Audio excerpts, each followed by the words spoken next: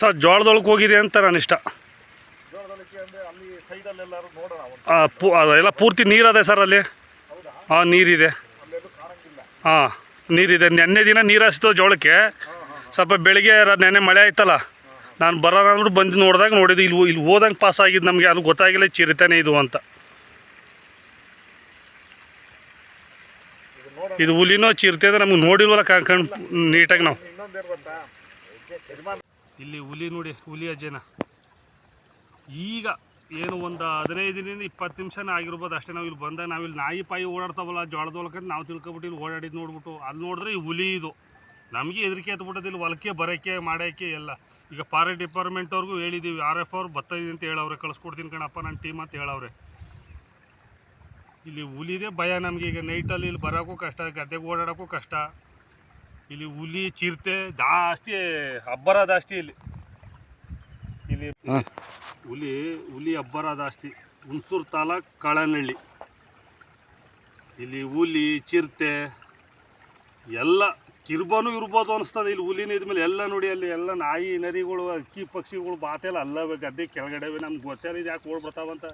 ಇದು ನೋಡಿದ್ರೆ ಹುಲಿ ಹೆದರಿಕೆ ಎತ್ಬಿಟ್ಟದೆ. ಇಲ್ಲಿ ಗದ್ದೆಗೆ ಬರೋಕ್ಕೆ, ಜೋಳಕ್ಕೆ ನೀರು ಹಾಯ್ಸೋಕ್ಕೂ ಕಷ್ಟ, ಗದ್ದೆಗೆ ಬರೋಕ್ಕೂ ಕಷ್ಟ. ಎಲ್ಲಿ ಮನೆಗಿರ್ತಂದ್ರೂ ಗೊತ್ತಿಲ್ಲ. ಪಕ್ಕದಲ್ಲಿ ಇದು ಬಾಳೆ ತೋಟ, ಈ ಕಡೆನೂ ಜೋಳದ ಹೊಲ, ಈ ಕಡೆನೂ ಜೋಳದ ಹೊಲ, ಆ ಕಡೆನೂ ತೋಟ.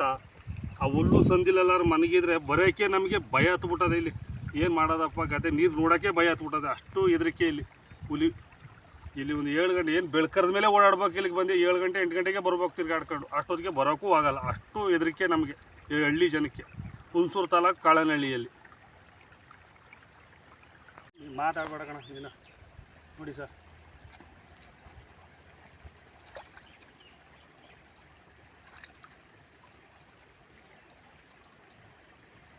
ಇಲ್ಲೇನಲ್ಲ ಸರ್ ಇದು. ಹಾಂ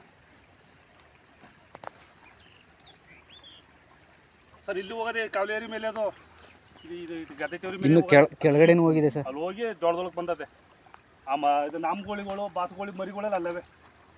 ಆ ಇಕ್ಳೊಳಗವೆ ಪೂರ್ತಿ.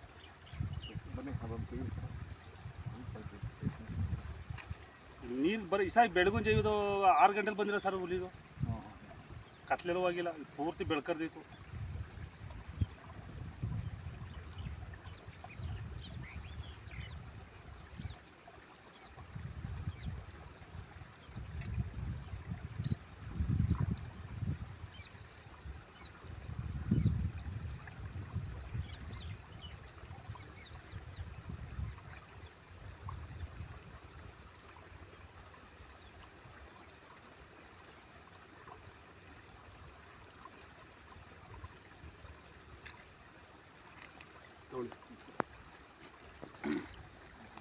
ಎರಡು ಫೋಟೋ ತೆಗಿಸಿ ರಜಾ